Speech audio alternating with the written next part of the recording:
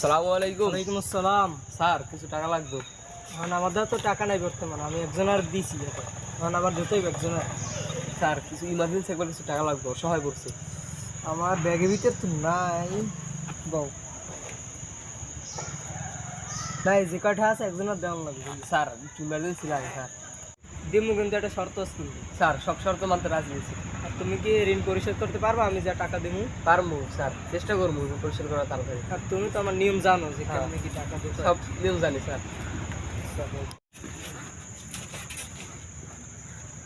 না, ওই যে 10,000 টাকা আছে। আচ্ছা স্যার ঠিক আছে, উপকার হয়েছে স্যার। আর আমার দিন টাকাটাতে জম লাগে না। আচ্ছা ঠিক আছে। আসসালামু আলাইকুম। ওয়ালাইকুম আসসালাম। ভাই দাঁড়ান, আপনার সাথে কিছু কথা ছিল। কি বলবো ছোট ভাই?